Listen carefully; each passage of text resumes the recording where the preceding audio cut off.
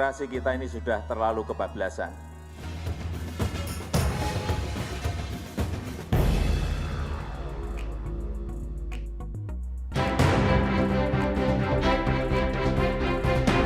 Perkembangan demokrasi di Indonesia yang hingga kini masih diyakini sebagai pilihan terbaik bagi sistem politik dan ketatanegaraan nasional terus diwarnai sejumlah drama. Berbagai drama yang terus terjadi ini merefleksikan keniscayaan bahwa proses pencarian demokrasi dalam praktek politik dan kenegaraan kita masih terus berlangsung.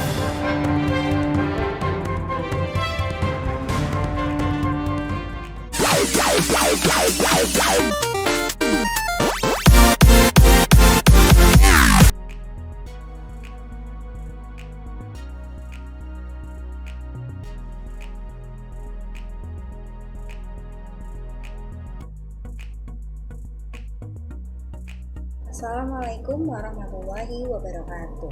Kami dari kelompok 5 yang beranggotakan saya Intan Febianti, Harnila Susanti, dan Rido Subarkah. Di sini kami akan menjelaskan materi terkait dengan sejarah perkembangan demokrasi dan demokrasi di Indonesia. Selamat menonton.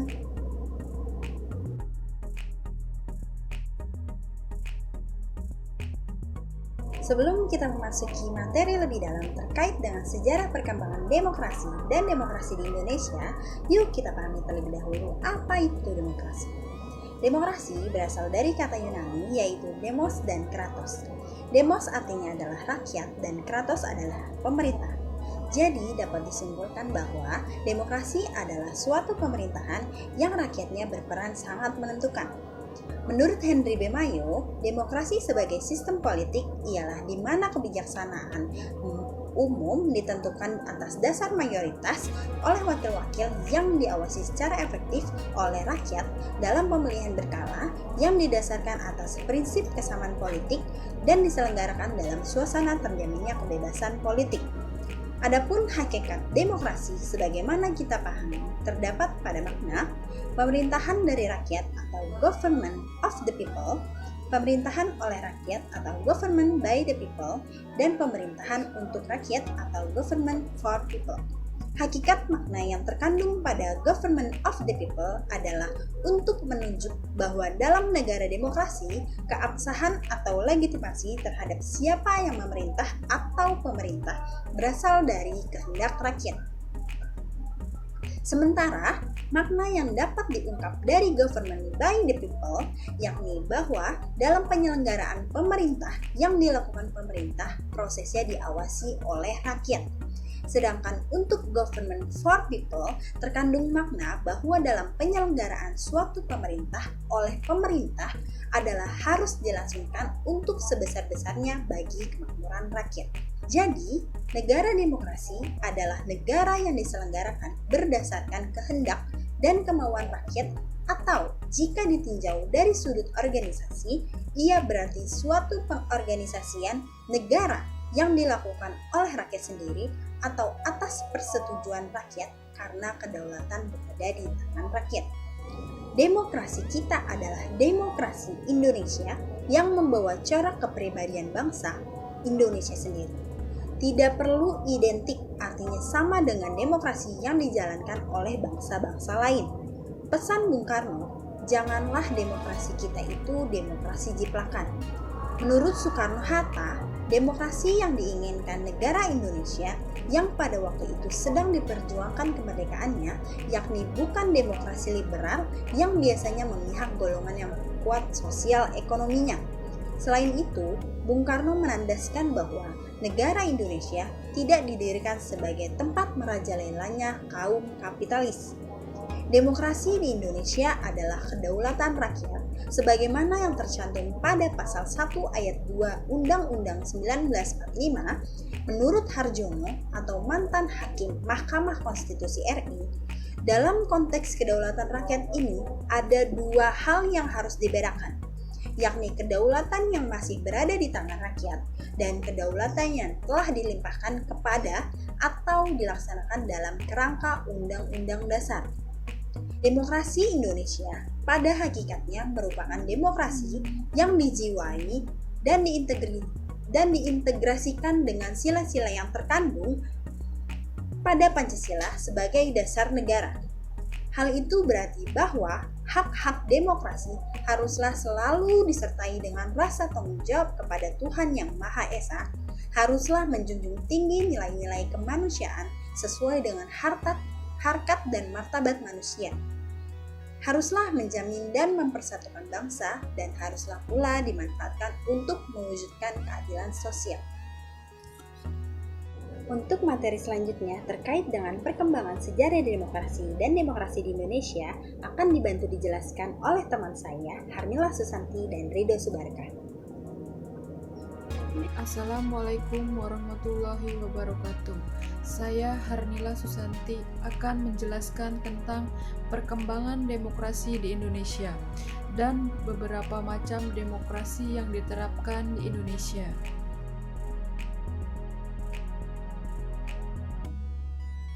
Yang pertama, demokrasi parlementer.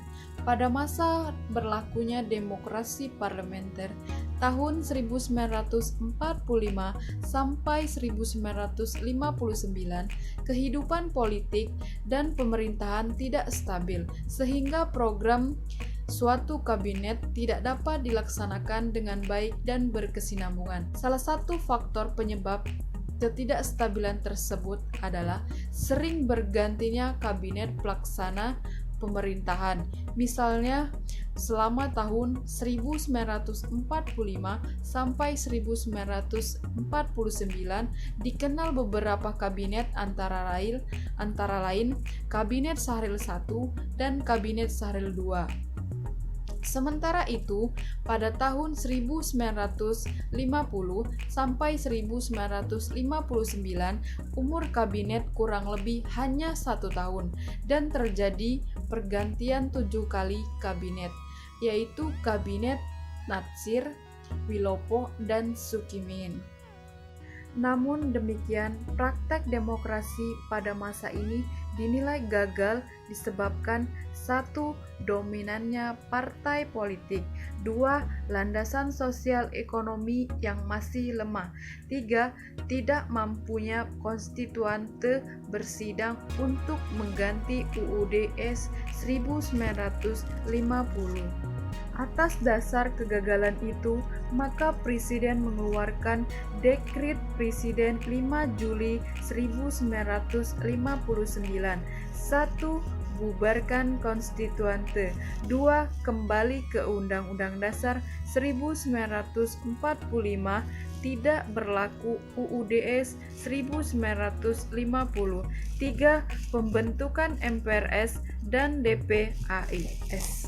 Kedua, demokrasi terpimpin. Istilah demokrasi terpimpin untuk pertama kalinya dipakai secara resmi dalam pidato Presiden Soekarno pada 10 November 1956 ketika membuka sidang konstituante di Bandung.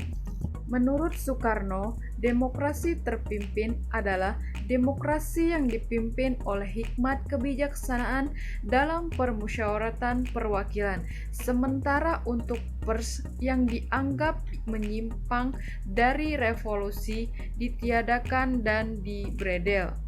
Demokrasi terpimpin memiliki kelebihan yang dapat mengatasi permasalahan yang dihadapi masyarakat pada waktu itu. Hal-hal itu dapat dilihat dari pokok-pokok demokrasi terpimpin. 1.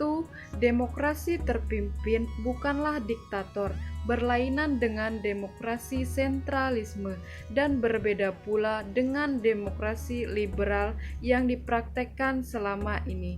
2. Demokrasi terpimpin adalah demokrasi yang cocok dengan kepribadian dan dasar hidup bangsa Indonesia. 3. Demokrasi terpimpin adalah demokrasi di segala sosial kenegaraan dan kemasyarakatan yang meliputi bidang politik, sosial, dan ekonomi. 4. Inti pimpinan dalam demokrasi terpimpin adalah permusyawaratan yang dipimpin oleh hikmat kebijaksanaan, bukan oleh perdebatan dan penyiasatan yang diakhiri dengan pengaduan kekuatan dan perhitungan suara pro dan kontra. 5. Oposisi dalam arti melahirkan pendapat yang sehat dan yang membangun diharuskan dengan alam demokrasi terpimpin. Inti demokrasi terpimpin adalah yang penting ialah para permusyawaratan yang dipimpin dengan hikmat kebijaksanaan. Demikian yang dapat saya sampaikan tentang perkembangan demokrasi di Indonesia dan macam-macam demokrasi yang diterapkan di Indonesia. Terima kasih. Assalamualaikum warahmatullahi wabarakatuh.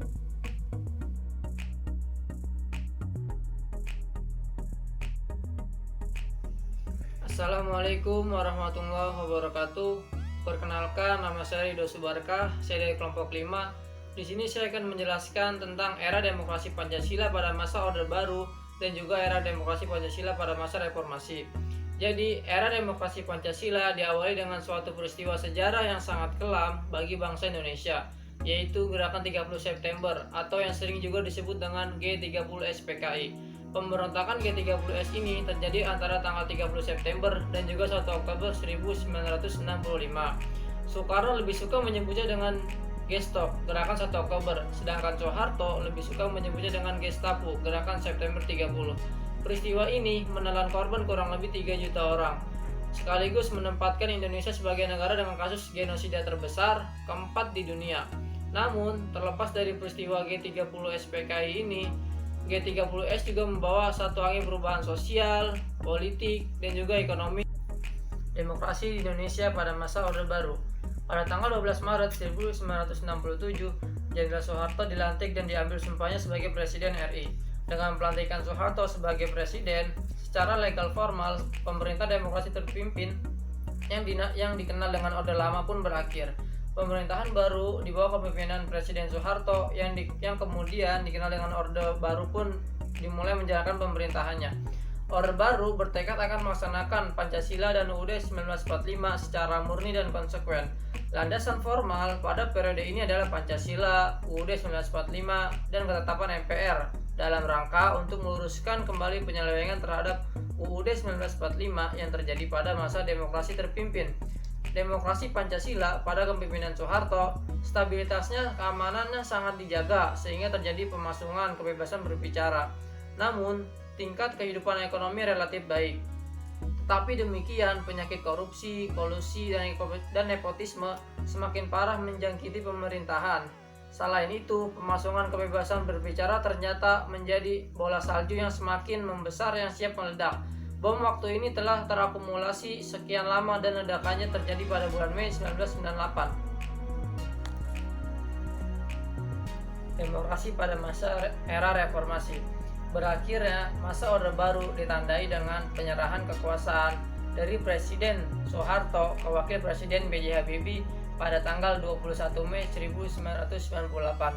Derap reformasi yang mengawali lengsernya Orde Baru pada awal tahun 1998 ini pada dasarnya merupakan gerak kesinambungan yang merefleksikan komitmen bangsa Indonesia yang secara rasional dan sistematis, yang bertekad untuk mengaktualisasikan nilai-nilai dasar demokrasi. Masa demokrasi Pancasila era reformasi dengan berakar pada kekuatan multipartai yang berusaha mengembalikan perimbangan kekuatan antar lembaga negara, antara eksekutif, legislatif, dan yudikatif. Pada masa ini, peran partai politik kembali menonjol, sehingga iklim demokrasi memperoleh napas baru. Berdasarkan peraturan perundang-undangan dan praktek pelaksanaan demokrasi tersebut, terdapat beberapa perubahan pelaksanaan demokrasi pada era reformasi sekarang ini, yaitu pemilihan umum yang lebih demokratis, partai politik yang lebih mandiri, pengaturan HAM, dan juga lembaga demokrasi di Indonesia yang lebih berfungsi. Sekian dari saya. Terima kasih. Wassalamualaikum warahmatullahi wabarakatuh. Jatuh bangunnya berbagai sistem demokrasi yang pernah dipraktikkan di Indonesia, serta masih jauhnya praktik demokrasi di Indonesia dari nilai-nilai demokrasi sejati yang diamanatkan dalam cita-cita kemerdekaan, membuktikan masih banyak masalah yang harus dibenahi dalam kehidupan demokrasi kita.